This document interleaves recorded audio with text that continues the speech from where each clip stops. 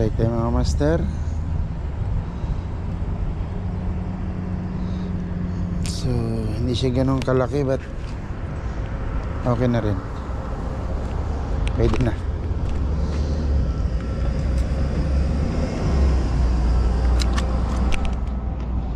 Tatlo na tayo, hagis ulit. Madalas may ano to mga master, madalas may kasama, so maganda hagisan mo ulit yung ano, sa inyo nakadali ka.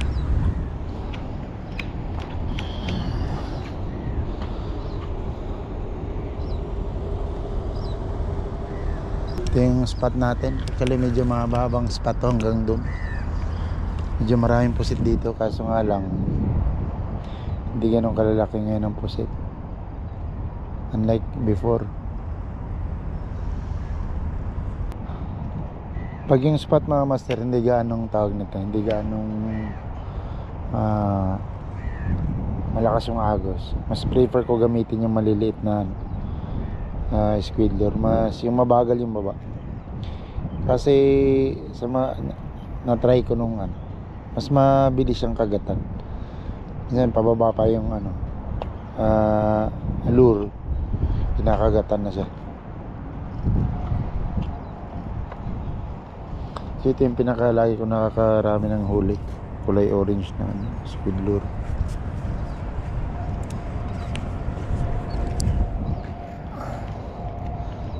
So after ng ilang hagis natin na wala pa rin, lilipat tayo sa kabila.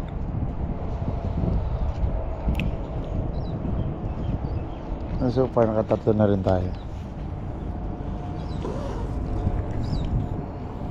Hindi gano'ng kalaki yan, pero okay na. Ano pala, ano ba tatawag sa atin ito?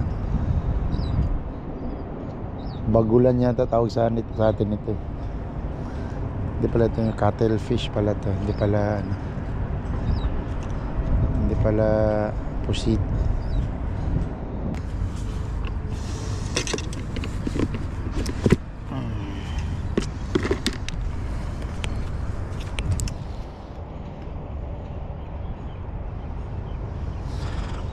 Sa mga wala pang idea mga master sa pagpupusit, ang ginagawa ito, pinapagapa or patalon-talonin mo lang siya konti. So mas prefer ko yung mga ultralight na setup, kasi dito mas ma-feel mo pag may ano, kumagat. Pero depende rin naman sa ano, sa tag nito, angler. Kaya ako mas hiyang ako dito sa ultralight, kasi mas feel ko talaga pag may ano, mas ramdam ko yung ano, yung pusit pag may kumakagat. Which is sa spot natin ngayon okay lang, kasi kita naman natin yung ano, kita naman natin yung tawag nito, ma-clear naman yung tubig. So kita natin pag may ano, sumusunod na pusit or ano, kakagat. So alam natin kung kailan tayo dapat ano, i-hook set natin yung pusit.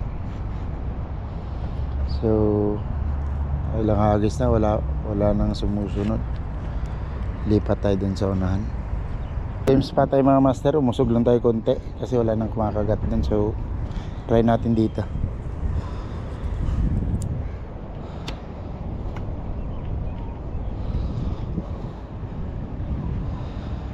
Itong spot na to, lagi ako nakakarami dito ng pusit. So dahil medyo sawa na tayo sa isda, dito muna tayo, pusit gaming muna tayo. Nalang.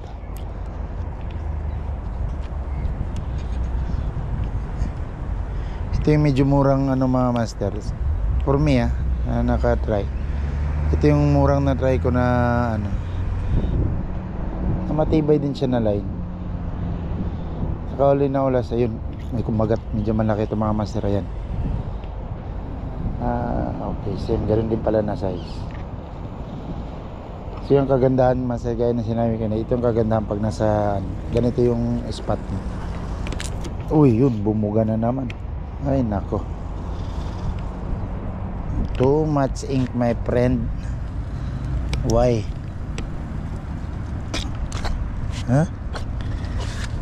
Liligo na naman tayo ng ano nito, tinta.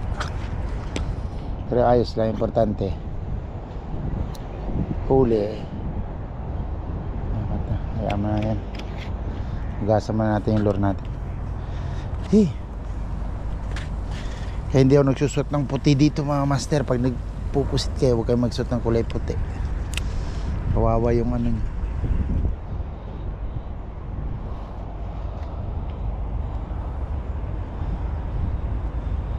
Ito ang kagandahan dito sa Dubai mga master. Dubai nga pala ako mga master.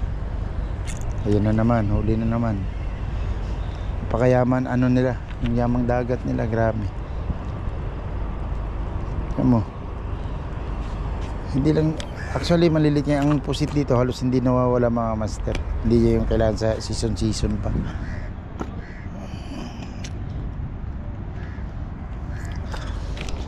Lagi maraming pusit dito. Ay, sorry. Kita nyo naman.